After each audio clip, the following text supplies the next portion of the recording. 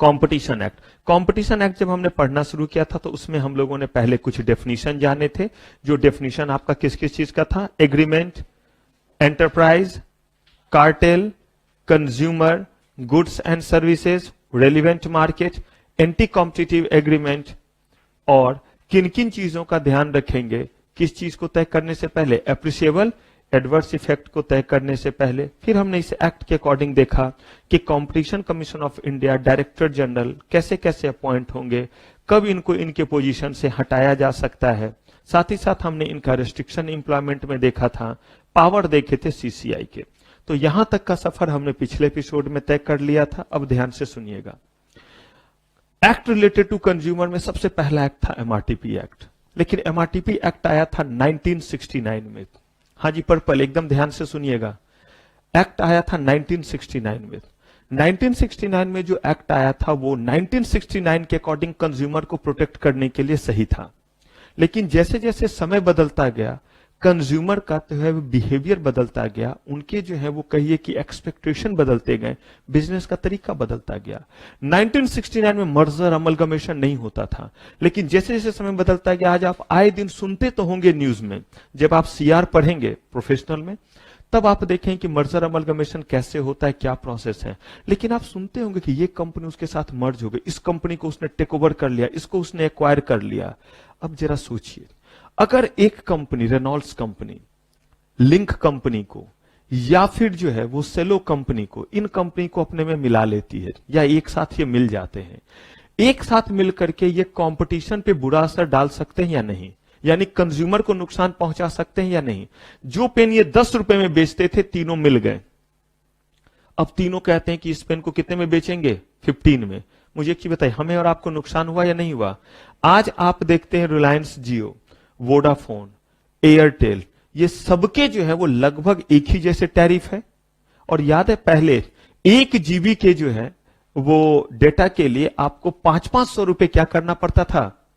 पे करना पड़ता था, 500-500 रुपए जो है वो देने पड़ते थे। लेकिन अभी के समय में ये चीज नहीं है, आपको उतने पैसे देने की रिक्वायरमेंट नहीं। ऐसा क्यों हुआ? क्योंकि कंपटीशन है और कंपटीशन में सब कॉम्पिटिटिव रहते हैं। लेकिन यही अगर कल को फिर मिट जाते हैं और कहते हैं कि चलो सबके पास अपना अपना तो कस्टमर है ही, सबके पास यूजर है ही, अब हम फिर से उतना लेना शुरू कर देते हैं। तब इन्होंने जो है वो कुछ रूल बनाए। और क्या बनाए?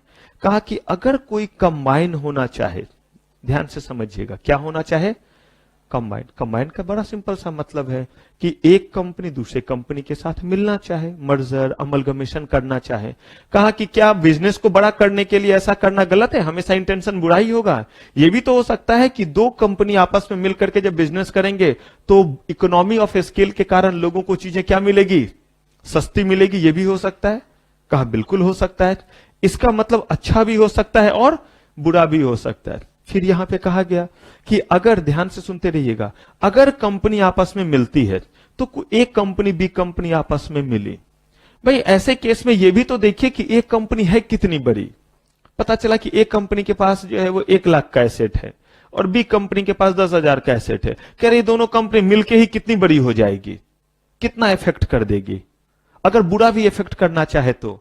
कहा लेकिन अगर एक कंपनी के पास जो है वो, मान लीजिए कि वो जो है वो 1000 या 5000 करोड़ का एसेट है और इसके पास 10,000 करोड़ का एसेट है, अब सोचिए कितनी बड़ी ये कंपनी होगी जब आपस में मिलेंगे। तो मैं ये नहीं कहता ये मिलने के बाद हमेशा बुरा ही करेंगे, लेकिन मुझे एक चीज बताइए, जब इतनी बड़ी कंपनी मिलेंगे तो हमें अलर्ट रहना चाहिए या नहीं रहना चाहिए कि कहीं ये कंपटीशन पे बुरा प्रभाव तो नहीं डालेंगे? क्यों? क्योंकि इनके पास इतना एसेट है, इतनी बड़ी कंपनी होगी, प्लांट मशीनरी इतना है, इसका मतलब क्या है? सोचिए कितने बड़े मार्केट को ये कवर करते होंगे। लेकिन मैंने बोला ना, अगर किसी के पास 10,000 का मशीन और किसी के पास 20,000 का मशीनरी, दोनों मिलकर काम करता है, मैं कहता हूं कि वो कितना भी बवाल मचा दे तो कितना करेंगे? हमारे दुबले पतले, इनके जैसे 20 जो है वो मेट्रो स्टेशन के नीचे खड़े हो जाते हैं। क्या लॉ एंड ऑर्डर को डरने की जरूरत है कि कहीं ये तोड़फोड़ करने लगे बगल के जो है वो दुकानों में, तो खतरनाक कर देंगे, कत्लेआम कर देंगे? कहा गया कि नहीं, कितना करेंगे, है ही चिन्नन मिनन जैसे।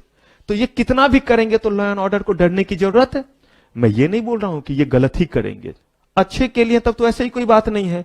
लेकिन इनके बारे में ये सोचने की जरूरत नहीं है कि अगर कहीं इनका दिमाग हिला, आटामाजी सटकली हुआ, तो कहीं ये तोड़फोड़ ना करने लगे। कहने करने दो तोड़फोड़, चीज कम टूटेगा, शरीर इनका ज्यादा टूटेगा, जान भी तो रहना चाहिए किसी चीज को हाथ से तोड़ने के लिए इसमें।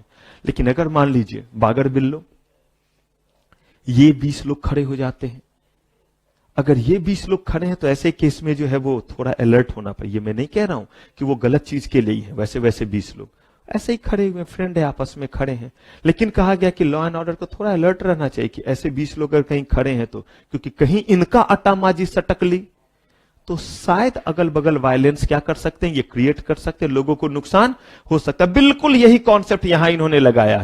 कह रहे हैं कि एक कंपनी जिनका 1000 का प्लांट मशीनरी या 10,000 रुपए लगाए हुए हैं, एक जिनके पास 20,000 का एसेट है, मिल जाने दो, करने दो जो करना है, कत्लेआम कर देंगे, कंपटीशन पे क्या प्रभाव डालेंगे। लेकिन अगर मान लीजिए कि 5-5 हजार करोड़ का एसेट वाली कंपनी है, 10-10 हजार करोड़ के एसेट वाली कंपनी है, ये अगर आपस में मिले तो कह रहे हैं कि अगर ये अच्छे नियत से मिले तो कोई बात नहीं है, लेकिन बुरे नियत से मिले तो कंपटीशन का क्या कर देंगे, बैंड बजा के रख देंगे। तो हम कहा क्या हम इनके बारात में आएंगे? कहा नहीं। कंपटीशन कमीशन ऑफ इंडिया ने कहा कि पहले हम कॉम्बिनेशन को डिफाइन किए देते हैं कि कितने का कॉम्बिनेशन अगर होगा, यानी कि कितने वैल्यू के जो है वो कंपनी आपस में जुड़ेंगे, तो हमें अलर्ट रहना है। ये नहीं कि नहीं जुड़ सकते हैं, हमें क्या रहना है, अलर्ट रहना है। तो उन्होंने कॉम्बिनेशन को डिफाइन किया और कहा कि अगर दो कंपनी आपस में चाहे शेयर्स लेने के कारण, चाहे एसेट एक्वायर करने के कारण दूसरे कंपनी का, या उस कंपनी के मैनेजमेंट को कंट्रोल करने के कारण किसी तरीके से अगर कंट्रोल आ रहा है, और दो कंपनी के मिलने के बाद अगर वो एक्सीड कर रहे हैं किस चीज को, थ्रेशोल्ड को। थ्रेशोल्ड कुछ नहीं है, थ्रेशोल्ड एक लिमिट का नाम है कि कितने लिमिट को ये क्रॉस कर रहे हैं। कहा कि भाई किस चीज का लिमिट, तो इन्होंने साफ तौर पे यहां पे बताया और दो चीजों के बारे में बताया कि उनके जो है वो एसेट और किस चीज को, टर्नओवर को हमने बनाया पैरामीटर। क्या बनाया, पैरामीटर। मतलब ए कंपनी का एसेट कितना, बी कंपनी का एसेट कितना, दोनों को जोड़ो, कितना हुआ। कहा ओके।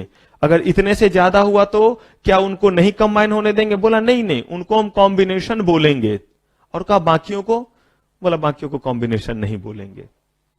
इसका मतलब बाकी के केस में कहीं भी कोई परमिशन या कुछ भी जो है ध्यान रखने की जरूरत नहीं है। लेकिन अगर दो कंपनी जो आपस में मिल रही है, उनका एसेट, दोनों का एसेट मिलकर के एक खास वैल्यू से ज्यादा हो जाए, या दोनों का टर्नओवर जितना वो उत्पादन करते हैं उसका वैल्यू एक खास अमाउंट से मिलने के बाद क्या हो जाए, ज्यादा हो जाए, तो कहा गया कि ऐसे केस को हम जो है वो ध्यान से देखेंगे। ये नहीं कि मना करेंगे, लेकिन उसके लिए हमने प्रोसीजर बनाया हुआ है कि कब हम परमिशन देंगे और कब परमिशन। लेकिन अगर उससे कम है तो कहते कि उसके लिए परेशान होने की जरूरत नहीं है, क्योंकि वो कंपटीशन को नुकसान नहीं पहुंचा पाएंगे। तो ये जो इन्होंने थ्रेशोल्ड लिमिट बनाया, थ्रेशोल्ड लिमिट का मतलब एक अमाउंट, किस चीज का अमाउंट, सारे कंपनी जो आपस में मिल रहे हैं, चाहे 2 मिल रहे हो चाहे 5 कंपनी मिल रही, उन सब के एसेट को क्या कीजिए, ऐड कीजिए। और ऐड करने के बाद अगर इस वैल्यू से ज्यादा होता है तो दूसरा, और कौन सा पैरामीटर दिया, टर्नओवर। ए कंपनी कितने रुपए का उत्पादन करती है प्रोडक्ट का, बी कितना करती है, सी कितना करती है, सबको क्या करो। और अगर वो इतने वैल्यू से क्या होता है, तो फिर वैसे केस में ये बताएंगे। और अगर उससे कम है तो कहता है हम कुछ नहीं बताएंगे। और ज्यादा है तो बताएंगे का मतलब क्या, नहीं करना है? बोला नहीं, करना है या नहीं करना है ये बताएंगे। ये नहीं कि नहीं ही करना है, नहीं करना था तो बात सीधी सी, जिसका एसेट इतने से ज्यादा हो गया दो कंपनी का, वो आपस में नहीं मिल सकते। बोला नहीं, ये नहीं कह रहा हूं। अगर उनका एसेट का वैल्यू एक खास अमाउंट को क्रॉस कर जाए तो उनको परमिशन लेकर के आपस में मिलना है। अगर उनका टर्नओवर एक खास अमाउंट से ज्यादा हो जाए तो उनको पहले क्या करना है, परमिशन लेना है। और जब वो परमिशन लेने के लिए आएंगे तो बताऊंगा प्रोसेस कि आखिर क्या छानबीन करेगी हमारी सीसीआई, और किन चीजों को देखने के बाद क्या प्रोसेस होगा उनको हां कहने का या ना कहने का। ना सिर्फ एक ही शर्त पे कहेंगे, और वो क्या होगा, अगर उसका कंपटीशन पे क्या पड़े। याद कीजिए क्या बताया था, एप्रिशिएबल एडवर्स इफेक्ट। और एप्रिशिएबल एडवर्स इफेक्ट का मतलब क्या हो गया, बहुत बुरा प्रभाव। और इस बहुत बुरे प्रभाव के बारे में हम क्या कह रहे हैं, इस बहुत बुरे प्रभाव के बारे में कह रहे हैं कि इनमें से अगर कोई चीज होगा तो हम क्या बोलेंगे, उसका क्या पड़ रहा है? बहुत बुरा प्रभाव पड़ रहा है। मतलब क्या निकला? मतलब ये निकला कि सबसे पहले तुम कॉम्बिनेशन का लिमिट जानते हैं, वो जो थ्रेशोल्ड लिमिट है। और ध्यान से सुनिएगा बातों को। कहा कि थ्रेशोल्ड लिमिट सिर्फ इंडिया में ही देखें या इंडिया से बाहर भी देखें? कह रहे कि नहीं, सिर्फ इंडिया में नहीं बल्कि इंडिया से क्या करना पड़ेगा? कहा कि वो कंपनी, ध्यान से सुनिएगा, हो सकता है कि दो कंपनी जो आपस में मिल रही है, ये कंपनी सिर्फ इंडिया में हो, पॉसिबल। ए और बी आपस में मिल रही है और ए और बी कंपनी का सिर्फ बिजनेस कहां हो? इंडिया में। तो कोई बात नहीं, ए इंडिया में ए के जितने एसेट हैं वो और बी के जितने एसेट हैं वो क्या कीजिए? ऐड कीजिए। कह रहे कि इनका बिजनेस सिर्फ इंडिया में है, तो कहा कि जितना टर्नओवर इंडिया में है वो और जितना टर्नओवर कहां है बी का इंडिया में, वो ऐड कीजिए। लेकिन ऐसा भी तो हो सकता है कि ए का बिजनेस इंडिया से बाहर भी हो। कह रहे कोई बात नहीं, इंडिया में तो एसेट होगा, उसको ऐड कीजिए। इंडिया से बाहर भी एसेट होगा, उसको भी ऐड कीजिए। लेकिन बी का तो सिर्फ इंडिया में ही एसेट है, कोई बात नहीं है, तो बी का कौन सा एसेट ऐड कीजिए? अरे बी भी इंडिया से बाहर है, तो क्या कीजिए?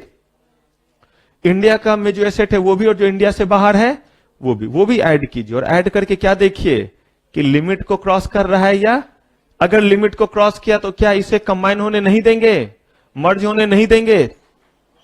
कहा क्यों नहीं देंगे? बिल्कुल होने देंगे। बस अंतर क्या होगा? हम पहले चेक करेंगे तो परमिशन देंगे।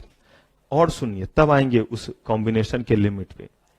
एक ऐसी कंपनी हो सकती है जिसका ग्रुप ऑफ कंपनी होगा, और एक ऐसी भी कंपनी हो सकती है जो ग्रुप ऑफ कंपनी ना हो, जो एंटरप्राइज लेवल पे हो। आप कहिएगा इसका क्या मतलब? जैसे अगर मैं बात करूं टाटा कंपनी की, तो टाटा जो है वो ग्रुप ऑफ कंपनी है। टाटा स्टील, टाटा मोटर, टेल्को, टिस्को, फिर इधर आपका जो है वो टीसीएस। 5 तो मैंने ऐसे ही नाम बोल दिया, 5 ही नहीं है। टाटा ग्रुप में बड़े सारे क्या हैं? कंपनी है। दूसरी तरफ मैं बात कर रहा हूं इंफोसिस की, इनका एक ही बिजनेस है, किस चीज का? Information technology. तो कह रहे हैं कि अगर दो कंपनी आपस में मिल रही है, तो ऐसा भी हो सकता है कि जो दो कंपनी आपस में मिल रही है वो सिर्फ और सिर्फ एंटरप्राइज लेवल पे होंगे, यानी कि जिनका सिर्फ क्या होता होगा? एक बिजनेस होता होगा। जैसे इंफोसिस और मान लीजिए विप्रो कंपनी आपस में मिल रहे हैं, तो इन दोनों कंपनी का एक बिजनेस आईटी सेक्टर में। तो ये दोनों जो है वो ग्रुप लेवल पे हैं या एंटरप्राइज लेवल पे हैं? एंटरप्राइज। ये दोनों आपस में मिल रहे हैं। लेकिन अब देखिए, टाटा की एक कंपनी है टीसीएस और इंफोसिस आपस में मिल रहे हैं। मिलने का काम हो रहा है, किसका किसका मर्जर है? टीसीएस और इंफोसिस का ही। लेकिन इंफोसिस किस लेवल पे है? एंटरप्राइज लेवल पे है या ग्रुप लेवल पे? लेकिन टीसीएस क्यों? क्योंकि ये जिस ग्रुप में है, टीसीएस अकेला कंपनी नहीं है, ये एक ग्रुप ऑफ कंपनी का एक कंपनी है। तो आपका ये सर इससे क्या फर्क पड़ता है? का फर्क पड़ता है, अगर मान लीजिए कि कोई एक भाई है और कोई 5 भाई है। जो एक भाई है उसका झगड़ा अगर किसी से होगा तो अकेला जाएगा लड़ने के लिए। लेकिन जिस समय लड़ाई हो रही है उस समय भले वो अकेला है, लेकिन वो टोटल 5 भाई है, 4 घर में बैठे हैं, और तब वो किसी से लड़ना शुरू किया। अभी अगर वो पिट गया तो अब क्या होगा? उसके 4 भाई आएंगे मदद के लिए या नहीं आएंगे? तो कहीं ना कहीं जो है उसकी ताकत बढ़ी या नहीं बढ़ी? कहने के लिए टीसीएस कंपनी मिल रही है इंफोसिस कंपनी से, लेकिन कल को टीसीएस कंपनी को अगर पैसे की रिक्वायरमेंट हुई तो टाटा ग्रुप की अदर कंपनी इनकी मदद करेंगे या नहीं करेंगे? और अगर ये मदद करेंगे, हम यही तो देख रहे हैं कि कंपटीशन पे कितना प्रभाव डालेगा। हम जिसे एक अकेला टीसीएस समझ रहे हैं, उसके पीछे 4 भाई और क्या है? खड़े। हो सकता है कि चारों भाई समझाने के लिए आए कि देखा आपस में लड़ते नहीं है, लेकिन ये भी तो हो सकता है कि चारों भाई हेरे ही थे, एक जो है वो हिला हुआ था तो बाकी भी वैसे ही, और सब मारना शुरू किए। पॉसिबल। इसीलिए हमें ये चेक करना चाहिए या नहीं कि ग्रुप में, कि पूरे ग्रुप की क्या स्थिति है। कहा कि अब अगर हम इन बातों को क्लब करें तो क्या निकलता है कि दो जो कंपनी आपस में मिल रही है, अगर इनका ग्रुप लेवल पे है या किस लेवल पे है? एंटरप्राइज लेवल पे। पहले ये चेक कीजिए। कहा कि एंटरप्राइज लेवल का तो मतलब वो अकेला, और ग्रुप लेवल का मतलब एक से क्या है? ज्यादा। लेकिन ऐसा भी तो हो सकता है कि एक कंपनी इंफोसिस, ये तो एंटरप्राइज लेवल पे, लेकिन टीसीएस किस लेवल पे? अच्छा, रिलायंस कंपनी किस लेवल पे है? ग्रुप लेवल पे। तो ऐसा भी तो हो सकता है कि रिलायंस में से एक और टाटा की एक मिले तो कहां, तब दोनों ग्रुप लेवल पे है। तो हम जो चीजों को चेक करेंगे, थ्रेशोल्ड लिमिट जो देखेंगे, वो किस लेवल का देखेंगे? ग्रुप लेवल का। अगर एक कंपनी इंफोसिस और एक कंपनी विप्रो, ये दोनों मिले तो किस लेवल पे देखेंगे? अगर एक ग्रुप लेवल पे और एक एंटरप्राइज लेवल पे और ये दोनों मिले तो किस लेवल का लिमिट चेक कीजिएगा? बोला कि तब हम चेक करेंगे ग्रुप लेवल वाला। और सबके लिए अलग अलग क्या दिया हुआ है? लिमिट दिया हुआ है। कहा ठीक है। अब आते हैं इंडिया और इंडिया से बाहर। कहा कि अगर वो एंटरप्राइज लेवल पे हैं तो भी हो सकता है बिजनेस जो कर रहे होंगे वो सिर्फ कहां लोकेटेड होगा, और उनका जो एसेट होगा वो कहां लोकेटेड होगा? पॉसिबल। अगर वो जो है वो एंटरप्राइज लेवल पे कर रहे हैं तो भी ऐसा हो सकता है, और अगर वो एंटरप्राइज लेवल पे कर रहे हैं तो भी ऐसा हो सकता है कि वो इंडिया में भी हो और इंडिया से क्या हो। लेकिन ऐसा भी तो हो सकता है कि वो ग्रुप लेवल पे है लेकिन सिर्फ कहां लोकेटेड है? इंडिया में। और ऐसा भी हो सकता है कि ग्रुप लेवल पे हैं और लोकेटेड जो है वो कहां है? इंडिया में भी और इंडिया से बाहर भी। इन्हीं सारे सिचुएशन में आपको देखना है किन किन चीजों का वैल्यू, एसेट और क्या? टर्नओवर। ये दो वैल्यू देखेंगे।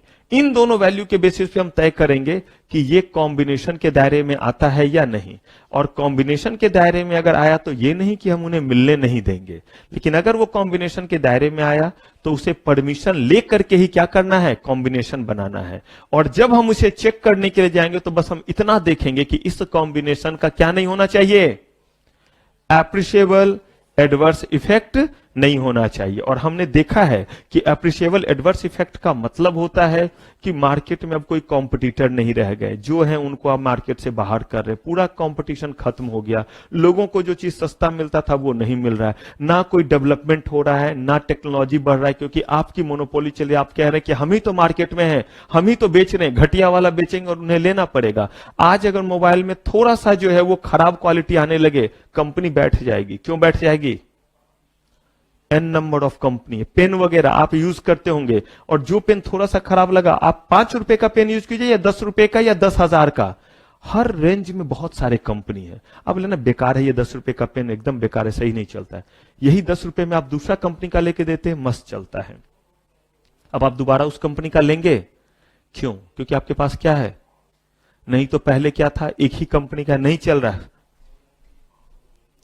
फिर हम लोग निकालते थे रिफिल कभी कभी तो, और कर करके तब उसमें आता था ऐसे करके लगाने वाला रिफिल जैसा। अब तो रिफिल वगैरह चलता ही नहीं है, सीधे पेन यूज करो और फेंको। हम लोग तो पहले लिखते थे और रिफिल घर में आता था वो पैकेट में, और तब पापा जो है वो देते थे। लेकिन उस रिफिल का अगर एक आध एक्स्ट्रा रिफिल मिल गया तो बड़ा मजा आता था। उसको जो इस तरफ से फूके और उस तरफ से जब ब्लू वाला निकलता था, और वो अगर किसी के व्हाइट शर्ट में चिपका दीजिए तो मजाल है वो जाएगा। तो ये सब तब करते थे जब किसी से क्या है? खुन्नस है। आराम से रिफिल लिया, हल्का सा जो है फूक मारा, ड्रॉप गिरा, उसके बाद जो है वो कभी नहीं। और ये कब करते थे? अगर मान लीजिए थोड़ी देर के लिए कि मुझे जो है वो मरून से खुन्नस, और मान लीजिए कि मुझे दुबले पतले से भी खुन्नस, और एक साथ दोनों से मैं बहुत दुबला पतला था तो लड़के बदला नहीं ले सकता था, तो ऐसे ही बुद्धि लगा लगा करके बदला लेता था। दोनों से एक बार में बदला लेना है। जैसे ये कहीं बाहर गए, ऐसा ही काम किया, रिफिल वगैरह चुहा दिया, व्हाइट कलर का ये है, और उसके बाद आराम से यहां बैठ गया आगे। नाम किनका फंसेगा? या तो टीचर धोएंगे उनको, और या अगर इन्होंने उन्हें धो दिया कि तूने ऐसा किया, तो टीचर इनको धोएंगे कि मुझे नहीं बोला गया जो उसको धो दिया। और अगर दोनों लड़ लिए तो एक तो दोनों ने एक दूसरे को धोया तो मेरा भड़ास निकला, दूसरा टीचर आएंगे तो दोनों को धोएंगे तो जबरदस्त निकला। तो ऐसे कर करके जो है वो बदला लेने का, क्योंकि बदला लेना मेरा फेवरेट फूड था। क्योंकि अगर किसी ने नुकसान पर, जब तक बदला नहीं ले लिया तब तक जो है वो दिमाग जो है वो शांत नहीं होता था कि नहीं ऐसा कैसे कर लिया मेरे साथ, ताकत नहीं तो और कैसे बदला लेंगे। तब जाइए भिड़ जाइए, फिर उसके बाद क्या होगा? फिर और धोएगा।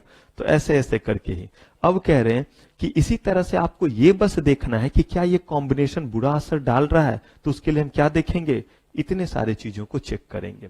तो कॉम्बिनेशन क्लियर है।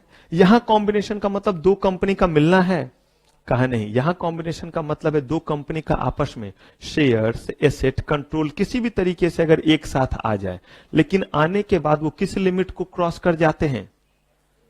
जो थ्रेशोल्ड लिमिट दिया हुआ है, जो लिमिट दिया हुआ है उसी को क्या हम कह रहे हैं, थ्रेशोल्ड लिमिट। और ये लिमिट किन दो चीजों के बेसिस पे होगा? क्या पेड अप कैपिटल के बेसिस पे होगा?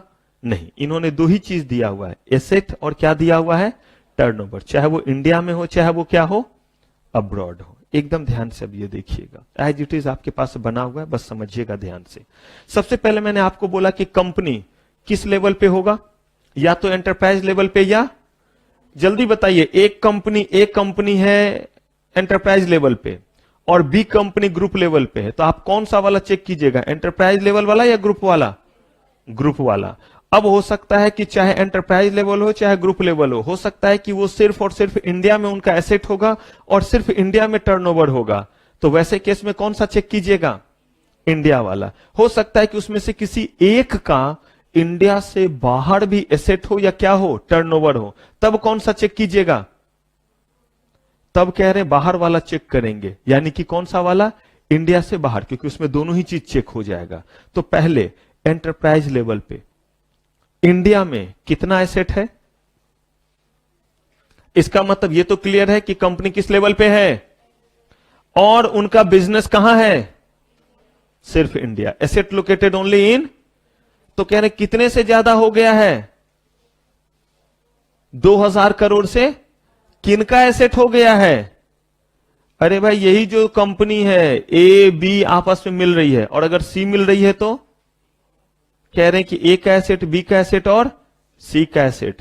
अगर ये 2000 से कम है या 2000 तक है तो कह रहे हैं परेशान होने की जरूरत नहीं है, लेकिन अगर ये कितने से ज्यादा हो जा रहा है, 2000 से ज्यादा, तो हम उसे क्या कह देंगे, कॉम्बिनेशन कहेंगे। और अगर कॉम्बिनेशन कहेंगे तो इस केस में जब वो कंबाइन होंगे तो उससे पहले हमसे क्या लेंगे, परमिशन। बताऊंगा आगे कैसे परमिशन लेंगे।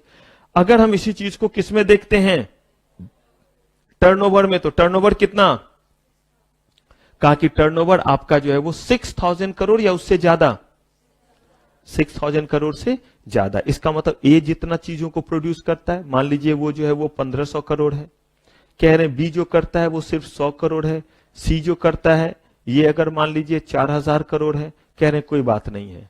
लेकिन यही अगर मान लीजिए कि ये 4 की जगह 5000 करोड़ हो जाए तो 5, ये कितना हो गया 65, और ये 100, यानी कि ये 6600 करोड़ हो गया। कहा कि दोनों में से कोई भी एक चीज हो जाए और दिया हुआ है, तो इसका मतलब थ्रेशोल्ड हमारा क्या हो गया, क्रॉस हो गया।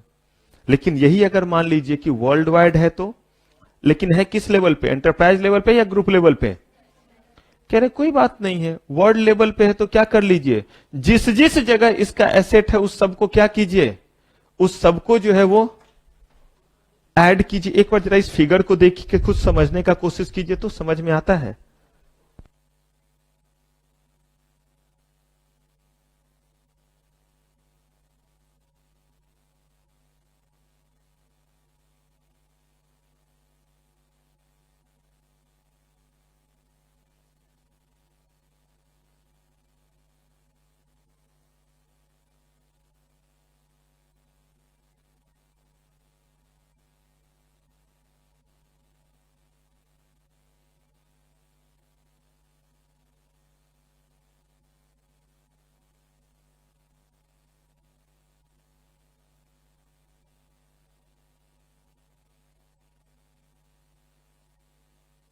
कि क्या ये जैसे हम लोगों ने डिस्कस किया वैसे समझ पा रहे हैं। एंटरप्राइज लेवल सिर्फ कहां पे, एंटरप्राइज लेवल पे कहां पे, कौन सा चीज, ये कौन सा, टर्नओवर। अगर इंडिया से बाहर भी वो कंपनी है तो उसका क्या देखिए, एसेट। कहां कहां देखिए, जहां जहां है, बोल तो दिया वर्ल्ड वाइड, तो देखिए जहां जहां है सबको ऐड कीजिए। इंडिया में है उसको भी डॉलर में बदलिए, सबको किस में बदल दीजिए, डॉलर में। यूके में है तो एसेट का कीमत वहां तो पाउंड में निकलेगा ना, कोई बात नहीं, पाउंड को किस में बदल दीजिए, और सब मिलकर के $1 बिलियन, कितना, यूएसडी का मतलब था यूनाइटेड स्टेट डॉलर, तो $1 बिलियन से क्या हो जा रहा है, ज्यादा। साथ ही साथ इंडिया में कितना होना चाहिए, दोनों ही चीज होना चाहिए। इंडिया में एसेट कम से कम कितना, 1000 करोड़ को क्रॉस कर जा रहा है, और ऑल अक्रॉस द वर्ल्ड कितने को, और अगर इससे ज्यादा नहीं हो रहा है तो कोई बात नहीं है, कॉम्बिनेशन नहीं हुआ, आपको कुछ चेक करने की जरूरत नहीं है। लेकिन अगर मान लीजिए कि हम टर्नओवर चेक करें, किसका, वैसी कंपनी जो किस लेवल पे है और बिजनेस कहां है, वर्ल्ड वाइड है, तो उस केस में कह रहे हैं कितना बिलियन, और ये अमाउंट 3000 करोड़। आप देखिए ये इसका ठीक 3 टाइम्स नहीं है, तो आप एक याद रखिएगा, खुद हो जाएगा। और खुद देखिए ये जो है, अभी आपको दिखलाऊंगा कैसे कैसे करके इसका ये करेंगे। यहां से पहुंच जाइए इधर, 3 टाइम्स हो गया। देखिए यहां से कितना हो गया, 3 टाइम्स। तो आपको तो बस ये 2 याद रखना है, नहीं याद रखना है। अगर एंटरप्राइज लेवल पे है तो एसेट, और इंडिया में है तो कितना, 2000 करोड़ से, तो जब 2000 करोड़ से ज्यादा एसेट, तो इसका मतलब टर्नओवर कितने से ज्यादा, 3 टाइम्स, 6000 से ज्यादा। ठीक है, एंटरप्राइज लेवल पे है, लेकिन इंडिया नहीं, वर्ल्ड वाइड है, सिर्फ इंडिया में ही नहीं है, फिर 1 बिलियन, और इंडिया में कितना, 1000 करोड़।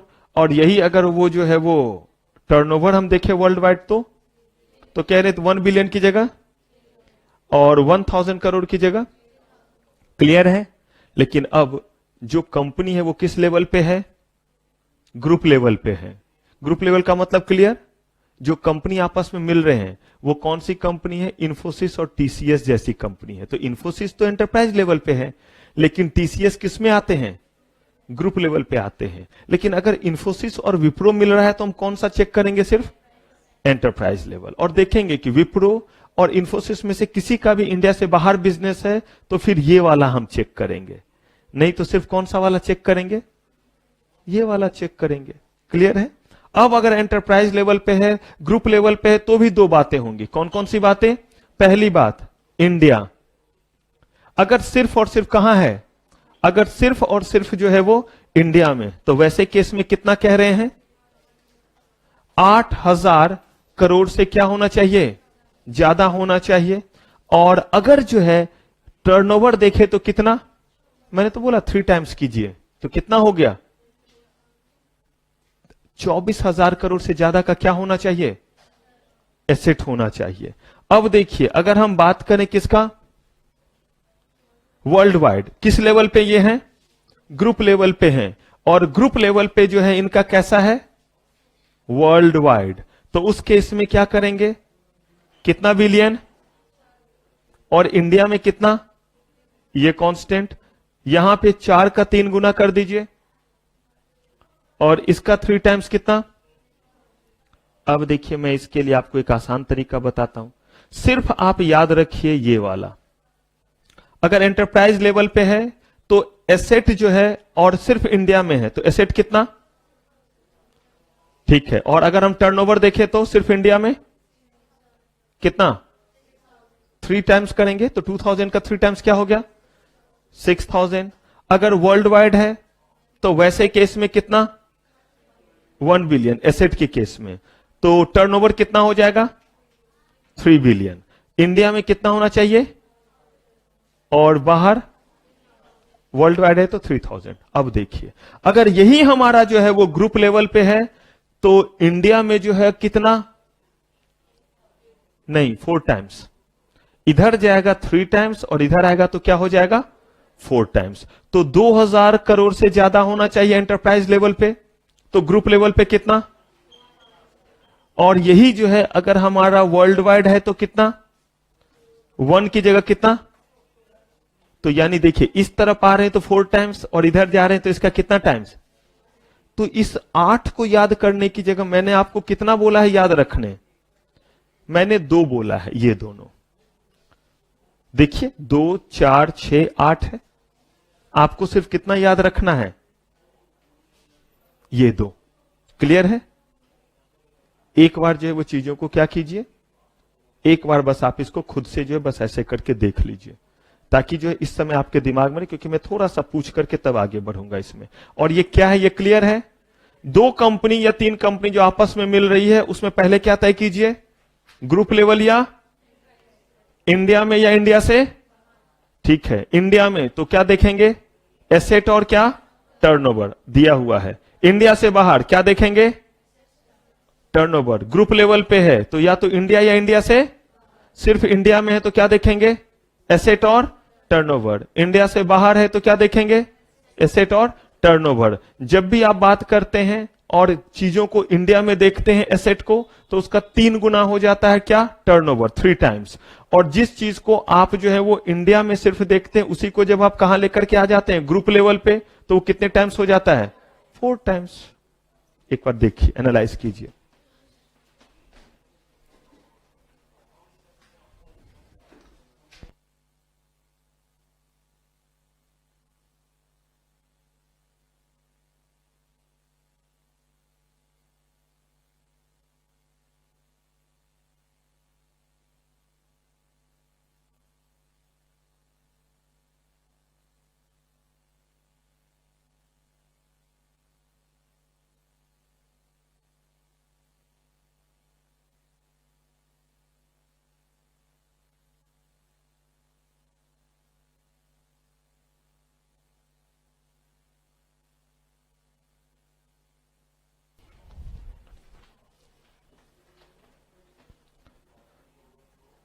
अब देखिए, एग्जाम में थ्रेशोल्ड लिमिट अगर पूछ देगा तो पूरा डायग्राम याद रखेंगे या थोड़ा समझदारी से चलेंगे, नहीं तो फिर आपको पूरा का पूरा याद रखना पड़ेगा।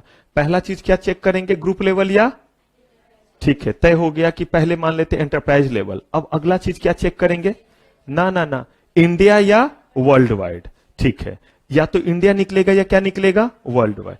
इंडिया और वर्ल्ड वाइड में से जो भी निकला उसको दोनों लेवल पे चेक करेंगे, कौन कौन सा, एसेट और टर्नओवर। फिर ऐसे ही अब आ जाइए ग्रुप लेवल पे, फिर चेक कीजिए इंडिया या वर्ल्ड वाइड, जो निकला उसके दोनों चीज को चेक करेंगे, कौन कौन सा, एसेट भी और मैंने आपको यही सिखाया है कि अगर एसेट है तो एसेट का ठीक 3 टाइम्स क्या हो जाएगा, टर्नओवर।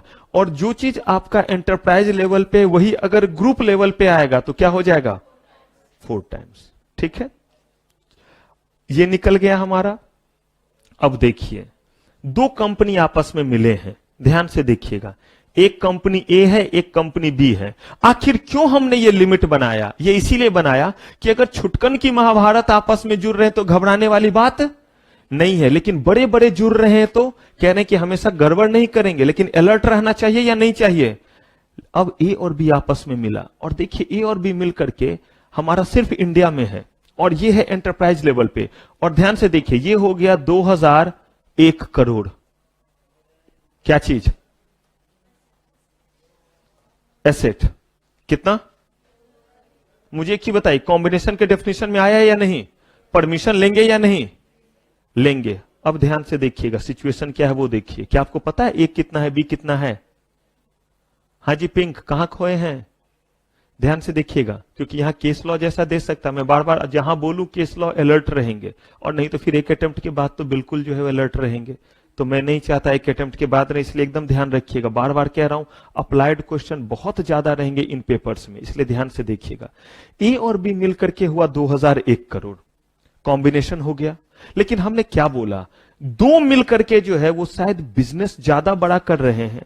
अगर पॉजिटिव है तो कोई बात नहीं, लेकिन अगर ये इतने बड़े हैं कि अगर नेगेटिव साइड में जाएंगे तो नुकसान पहुंचा सकते हैं, इसीलिए ना आपने इस कॉम्बिनेशन को ध्यान देना चाहा। लेकिन जरा सोचिए, एक क्या जो है वो है टोटल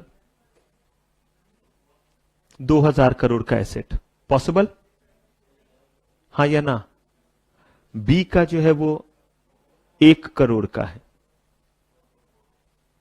कितना, ये दोनों मिल गए, मिलके क्या बने, 2001 हो गया, कॉम्बिनेशन हुए या नहीं। लेकिन जरा सोच करके देखिए, आखिर कॉम्बिनेशन में हम क्या बताना चाहते हैं, कि पहले ये खतरनाक नहीं थे, लेकिन अब मिलने के बाद इनके पास एसेट क्या हो गया है, ज्यादा हो गया है, ये चाहे तो नुकसान पहुंचा सकते हैं। मुझे सही में बताइए, ए के साथ बी जो है वो 1 करोड़ का एसेट मिला करके कितना ज्यादा और नुकसान कर देगा। आपको नहीं लगता है कि बी पहले ही जो है वो जितना कर सकता था वो कर सकता है। जैसे आप कहते हैं कि 2 लोग एक साथ जमा हो गए तो दिक्कत है। अब अगर मान लीजिए कि एक जो है वो मेरे जैसा हट्टा कट्टा, इमेजिन कीजिए, सर हूं, टीचर हूं, बोल दिया यहां तक है, तो मान लीजिए कि मैं इतना हट्टा कट्टा।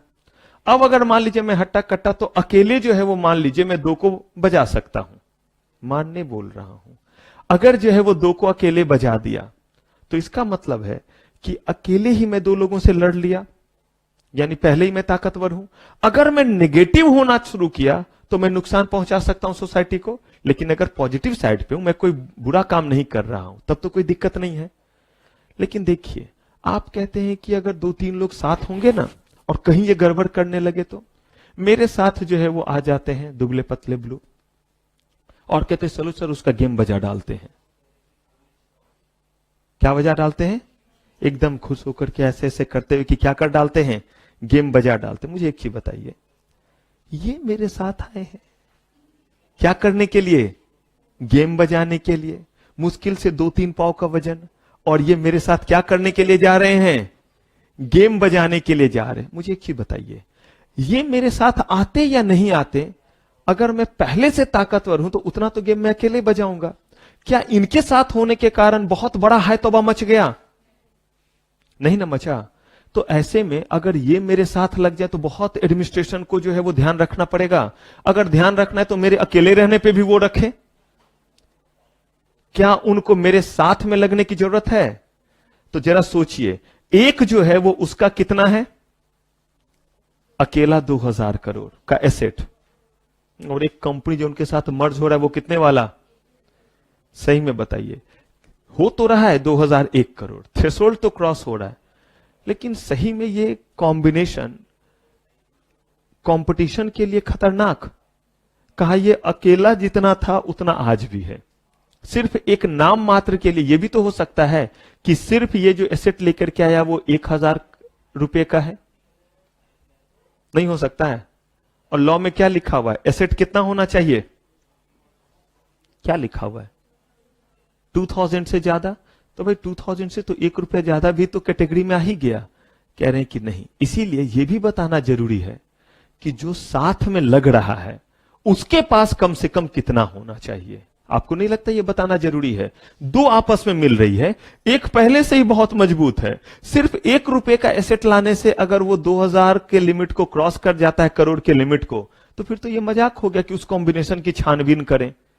वो तो अकेला ही पहले जितना था वही छानबीन करने लायक था।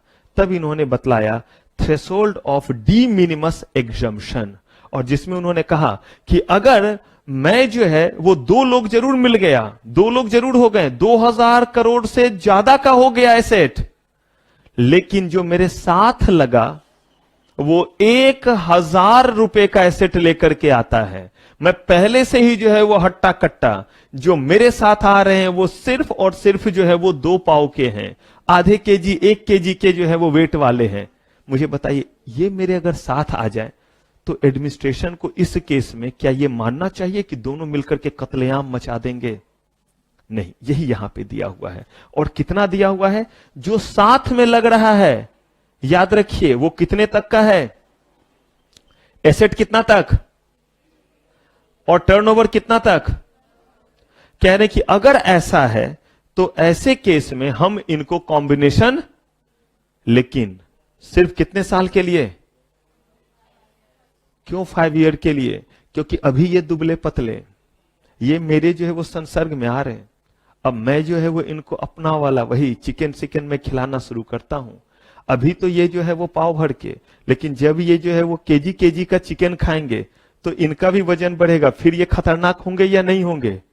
इसीलिए इन्होंने बोला है कि अभी तो जो है हम आपको कंसीडर नहीं करेंगे, लेकिन 5 साल बाद फिर दोनों का हम ऐड करेंगे, और उस समय ये हम नहीं देखेंगे कि जो अलग है या जो छोटा है वो 350 करोड़ से कम के एसेट के साथ है, या टर्नओवर कितना है 1000 करोड़ तक का है। अभी क्यों माफ किया?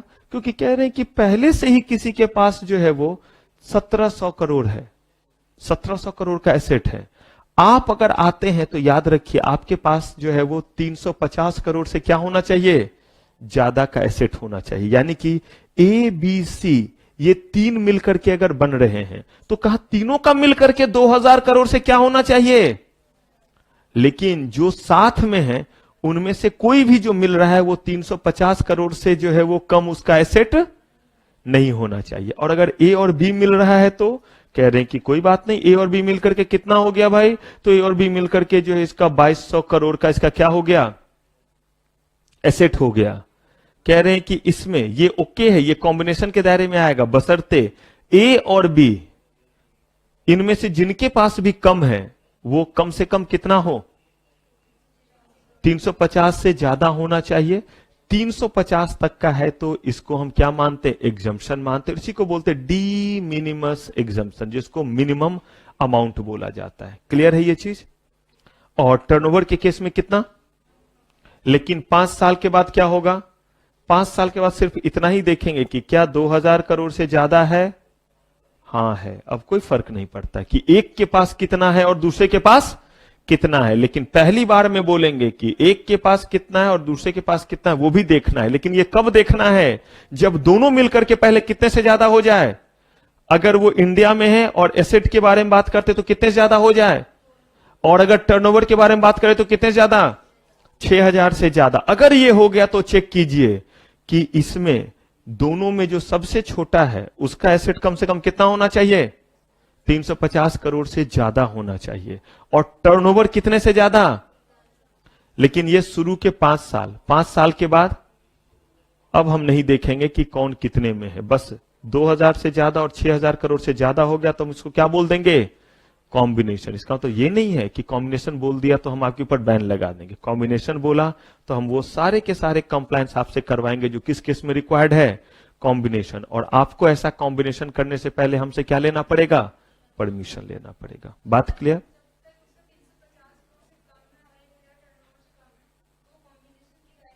नहीं आएगा, भले कितना हो जा रहा है दोनों मिलकर के, और यहां कितना हो जा रहा है तो भी वो नहीं आएगा।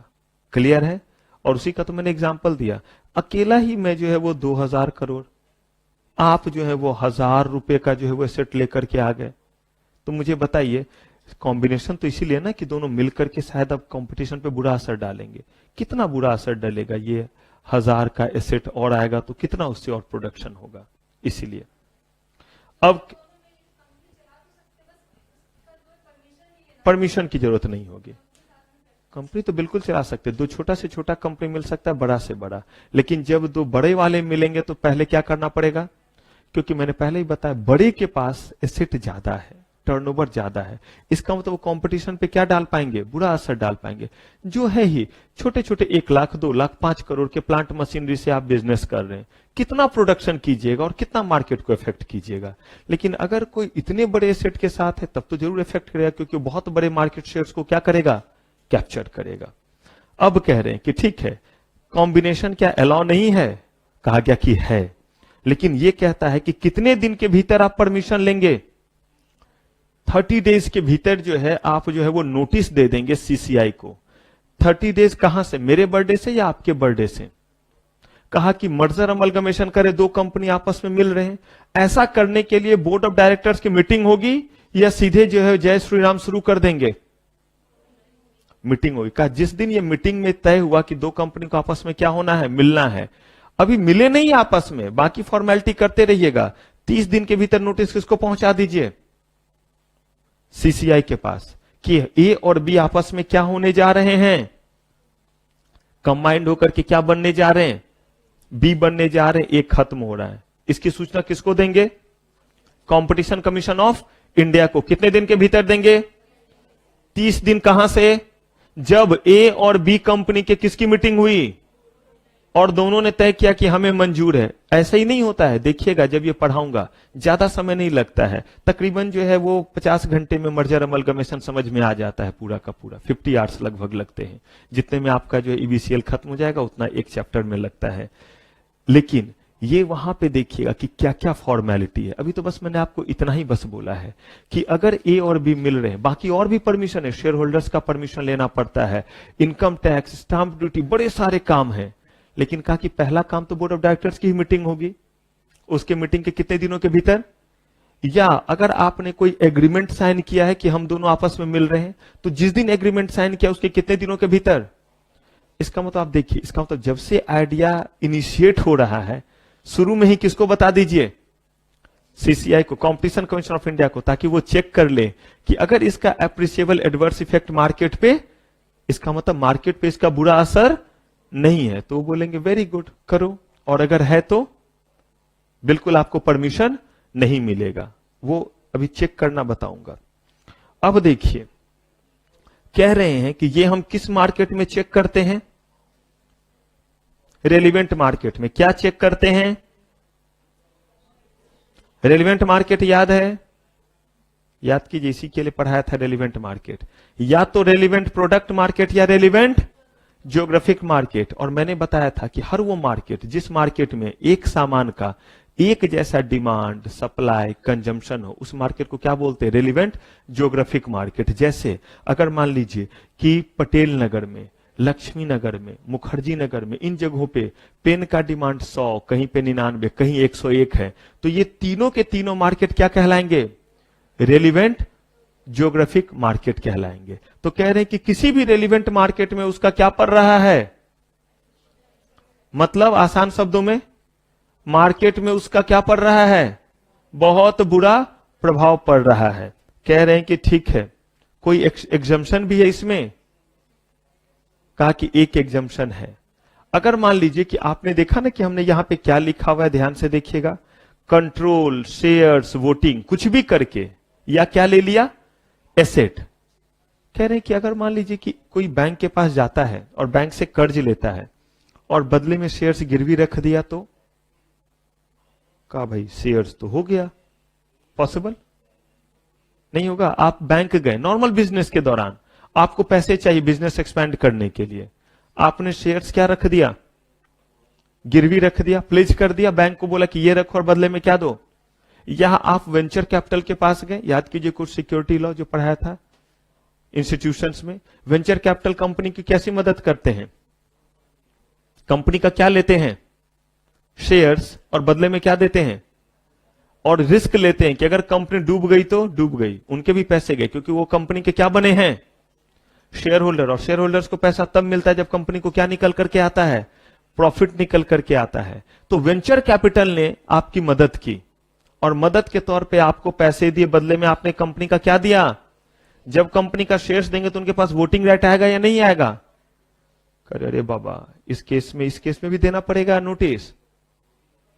तो अगर लॉ देखे तो लॉ तो यही कह रहा है कि चाहे कंट्रोल, शेयर्स, वोटिंग राइट या क्या हो, एसेट, कह रहे भाई कुछ भी आए, यही तो यहां भी दिया हुआ है हर जगह, कुछ भी आए और वो किसको क्रॉस कर जाए? अब कह रहे कि भले थ्रेशोल्ड क्रॉस हो, लेकिन अगर किसी ने सिर्फ और सिर्फ नॉर्मल बिजनेस ट्रांजैक्शन के लिए क्या लिया हुआ है? बैंक या फाइनेंशियल इंस्टीट्यूशन से पैसे लिए हुए हैं, तो कहा गया कि उन्हें नोटिस देने की जरूरत नहीं है। इसका मतलब क्या हुआ? आपने बैंक से जो है वो कर्ज लिया, बदले में बैंक को क्या रखा? अपना एसेट दिया। बैंक के पास एसेट पहुंचा या नहीं पहुंचा? आप एक कंपनी है, ध्यान से सुनिएगा, आपने एसबीआई से कर्ज लिया, एसबीआई के पास जो है वो पहुंचा, मान लीजिए 1000 करोड़ का एसेट पहुंचा। किस कंपनी का? बी कंपनी उससे कर्ज लेने जाएगी तो बी कंपनी को देंगे कर्ज या नहीं देंगे? एसबीआई देंगे, बशर्ते वो भी क्या रखें? कुछ चीज गिरवी रखे। इन्होंने भी अपना एसेट गिरवी रखा, कितने करोड़ का? सी कंपनी आई, उसने बोला मुझे भी कर्ज दो। उसको हमने बोला आप भी क्या दो? अपना एसेट जो है वो क्या करो? गिरवी रखो। और जब बोला तो इन्होंने एसेट गिरवी रखा। इन्होंने जो एसेट गिरवी रखा वो रखा 1000 करोड़ का। अब जरा कैलकुलेट कीजिए तो कितने का एसेट हो गया? हमने तो पढ़ा हुआ है, ये तीनों एसेट आए किसके पास? तो अब देखिए, कह रहे हैं कि ये सही में तीनों कंपनी मिल गई क्या? नहीं, लेकिन तीनों के एसेट पे कब्जा किसका हो गया फिलहाल?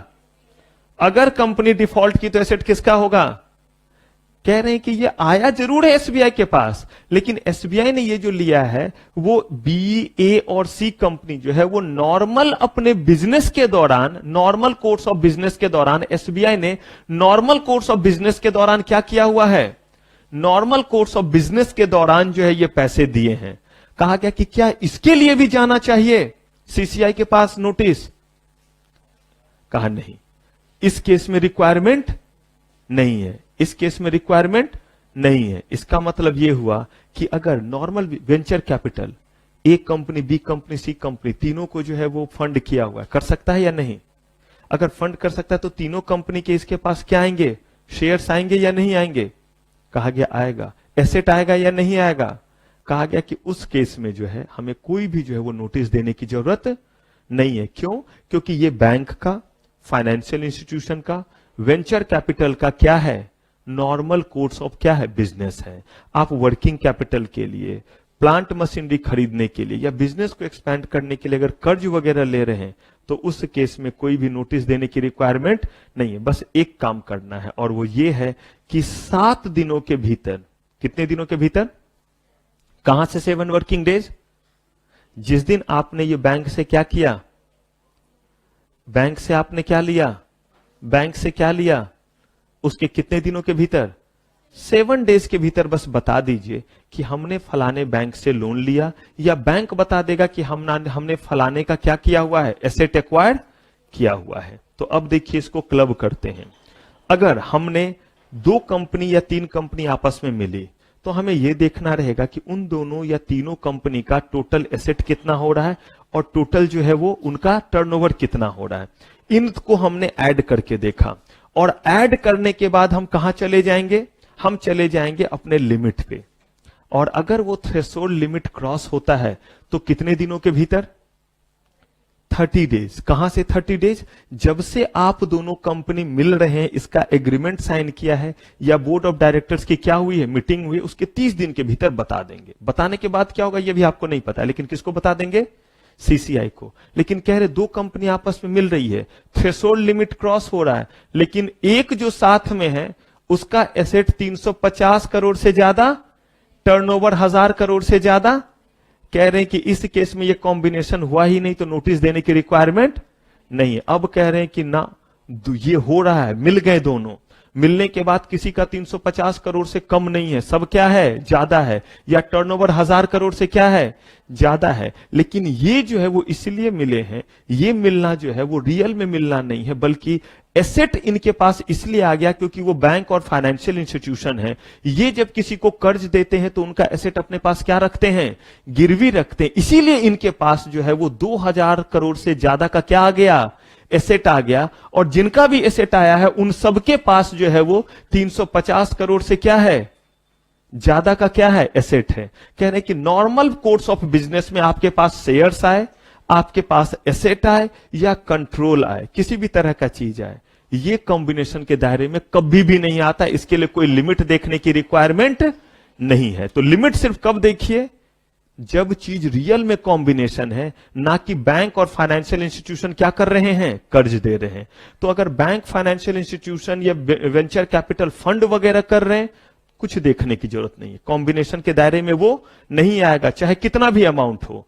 लेकिन अगर ये नहीं है तो क्या देखिए कि कॉम्बिनेशन के दायरे में है या नहीं। और अगर आ गया कॉम्बिनेशन, थ्रेशोल्ड क्रॉस कर गया, तो एक चीज और चेक कर लीजिए। क्या चेक कर लीजिए? डी मिनिमस, कि जो साथ में आ रहा है उसके पास कम से कम कितना होना चाहिए। और अगर ऐसा है तो कितने दिनों के भीतर आप नोटिस देंगे? 30 डेज के भीतर क्या करेंगे? नोटिस देंगे। दे दिया नोटिस। अब जब आप नोटिस देंगे तो क्या होगा? सीसीआई बोलेगा ना ना ना ना, हम आपको नहीं बनने देंगे, यहां मंजूर है, या पहले इन्वेस्टिगेशन करेगा? किस बात का इन्वेस्टिगेशन करेगा? सही में देखा जाए तो इन्वेस्टिगेशन करके वो एक ही चीज पे कंक्लूड करेगा कि क्या इसका मार्केट पे अप्रिशिएबल एडवर्स इफेक्ट है, ये वो इंक्वायर करेगा। और अगर मिला हां तो बोलेगा नहीं, और नहीं तो क्या बोलेगा? लेकिन इसके लिए बहुत सारे स्टेप्स क्रॉस करने पड़ेंगे। ऐसा भी हो सकता है कि आपका जो ये स्कीम है इसमें थोड़ा मॉडिफिकेशन कर दे तो इसका अप्रिशिएबल एडवर्स इफेक्ट ना हो, तो क्या ऐसे केस में सीसीआई आपको मौका नहीं देगी? ए और बी आपस में जुड़ रहे हैं और उन्होंने टर्म्स कंडीशन कुछ ऐसा रखा है जिससे लग रहा है कि अप्रिशिएबल एडवर्स इफेक्ट हो सकता है, लेकिन सीसीआई कहती है कि अगर इस कंडीशन को सिर्फ बदल दोगे तो कोई दिक्कत नहीं है। तो ऐसे तरह में आपको मौका मिलेगा। प्रिंसिपल ऑफ नेचुरल जस्टिस आपको मिलना चाहिए या नहीं? आपको चीजों को करेक्ट करने का मौका मिलना चाहिए या नहीं? तो अब हमें यही देखना है कि ये कैसे इंक्वायरी करेंगे और इंक्वायर करने के बाद कैसे कंक्लूड करेंगे। और तब इसके बाद हम देखेंगे कि अगर हमें कहीं भी कोई गिला शिकवा है, किससे कोई गिला शिकवा है? अगर हमें सीसीआई से कोई गिला शिकवा है तो हम इस गिले शिकवे को लेकर के कहां आ सकते हैं, कितने दिनों में आ सकते हैं। तो ये सारा कुछ हम लोग करेंगे नेक्स्ट एपिसोड में। और तब हम लोग अपने प्रिंटेड नोट्स पे आकर के जैसे कंज्यूमर प्रोटेक्शन एक्ट देखे थे एक एक लाइन, वैसे ही देखेंगे। जो पढ़ा हुआ रहेगा उसमें टिक लगाते जाएंगे, जो हमारे स्टोरी में नहीं आया रहेगा उसको क्या करेंगे, पढ़ लेंगे। तो चलिए यहां तक के चीजों को अच्छे से रिवाइज कर लीजिएगा, लिखने का काम करते रहिएगा। तो फिलहाल आपके लिए मेरी आज की सारी सेवा समाप्त। थैंक यू वेरी मच, आपका बहुत बहुत धन्यवाद।